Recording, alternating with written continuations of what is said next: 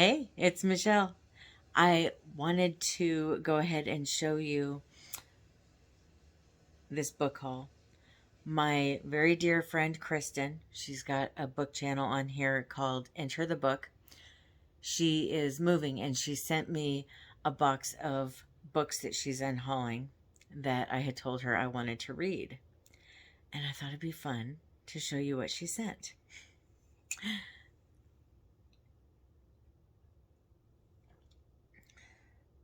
And I've just been sitting here relaxing and hoping that I can calm my allergies down a little bit. I feel like the seasons are changing a lot.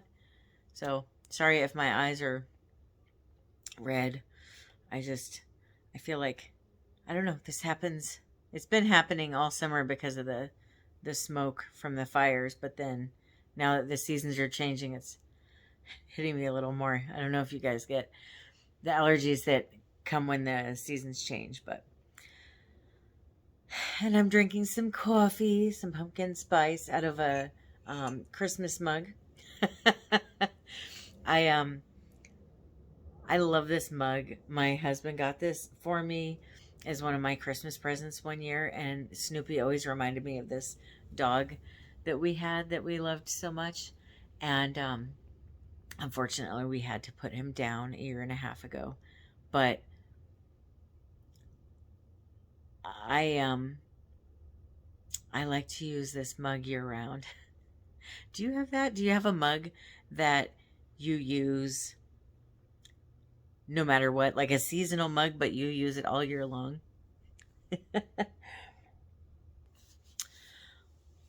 She sent me Little Women, and I love this copy. Isn't this cute?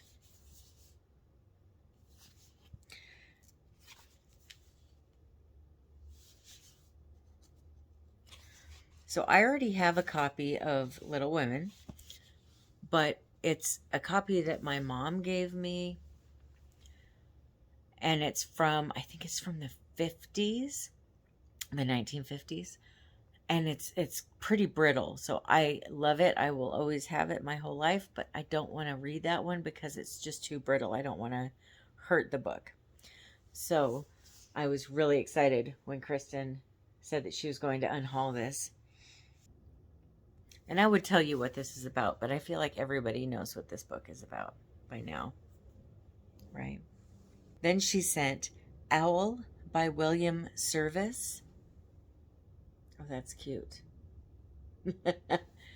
I cannot think of a book this year that has delighted me more than William Service's Owl. Gently, wryly, with full awareness of the essential absurdity between man and a creature he doesn't ordinarily get to know much about, Mr. Service tells us how it was to love this comic, dignified creature, flopping, hopping, and winging about the house. What one likes most about Bird and Protectors is the way Owl's essential integrity as a wild thing was preserved. I count this wonderfully controlled, beautifully styled little book as a minor classic and an emblem on my bookshelf. I feel I'll be pressing it on friends for a long time to come as an example of how one should think about, write about encounters between man and creatures with which he shares the world. How sweet, right?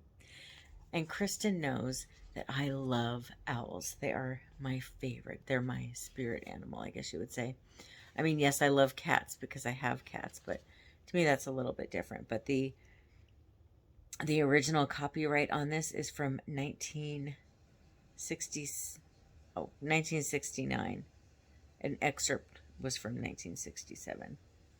And then she sent me My Grandmother Asked Me to Tell You She's Sorry by Fredrick Backman. I've never read any Fredrick Backman books before, and I've heard that they're really, really good books. So I'm excited to finally delve into this. This one says,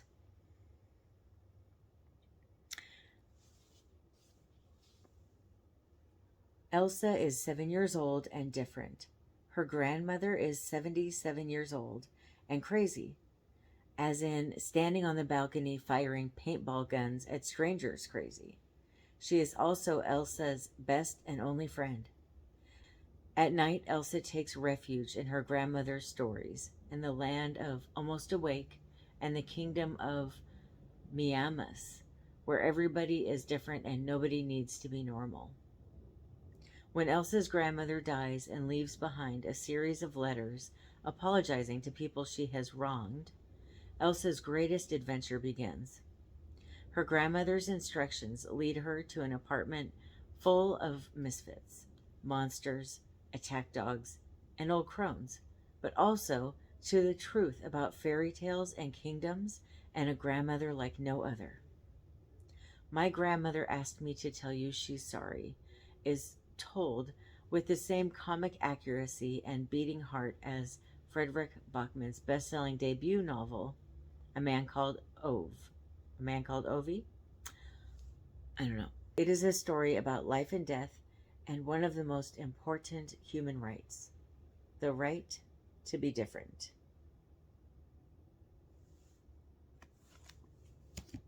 Yes, the right to be different. Amen.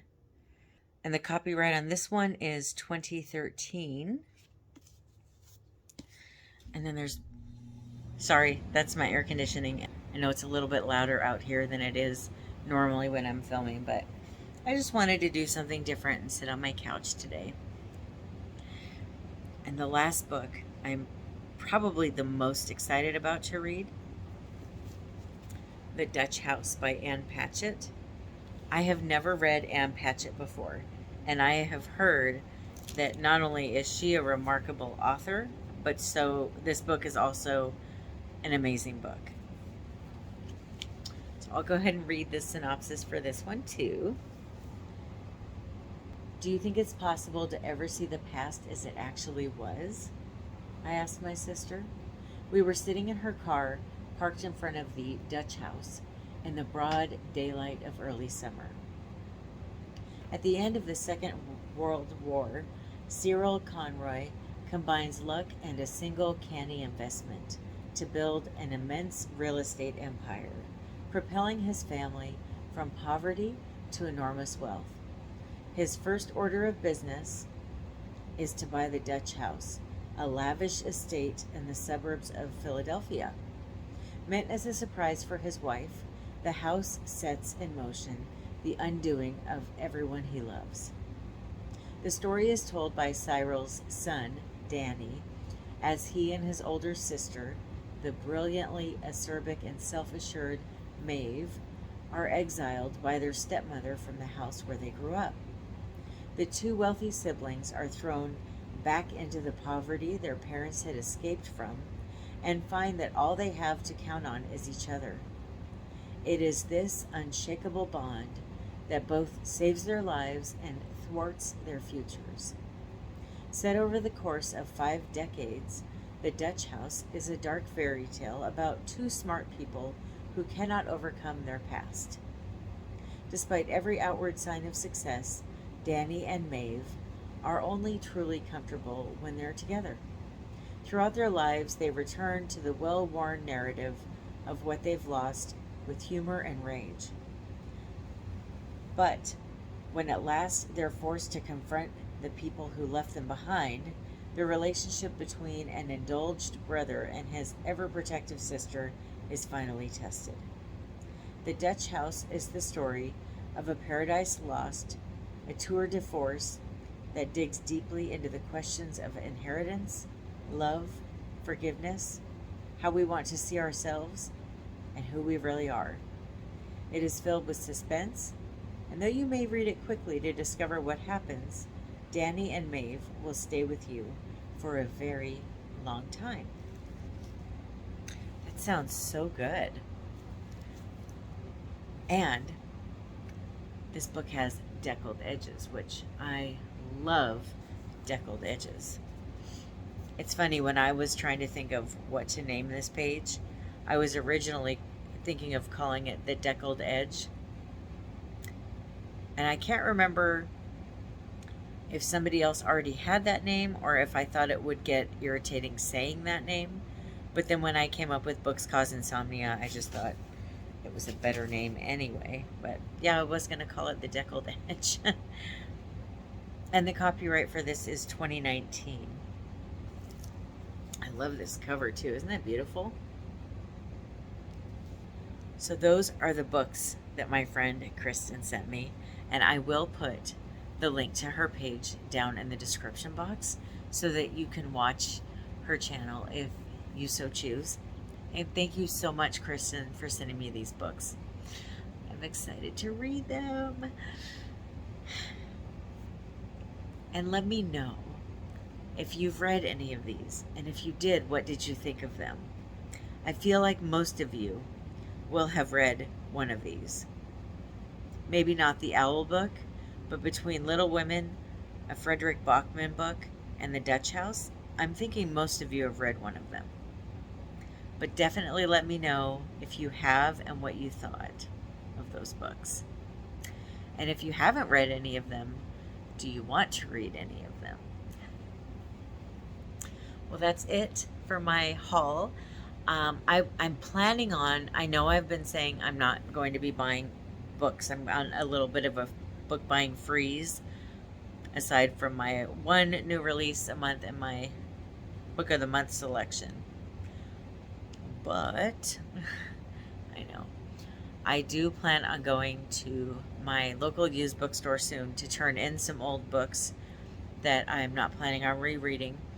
And while I'm there, I'm going to see if they have the next couple books in the Aurora Tea Garden series, which is the series that I'm reading right now.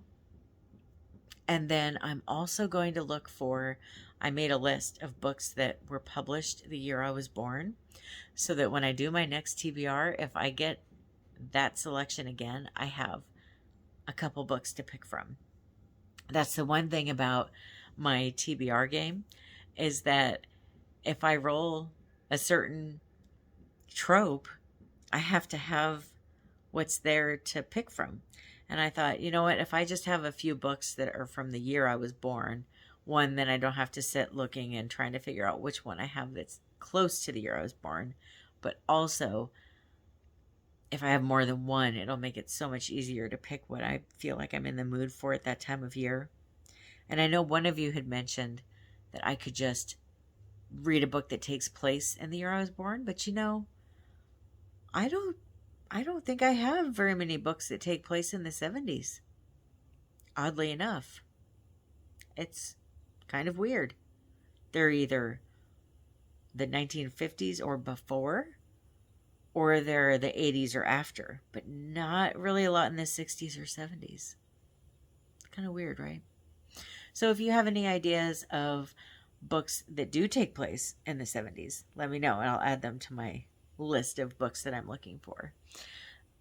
Thanks so much for spending some time with me today. I hope that you have a wonderful rest of your day or night. Happy reading. Bye.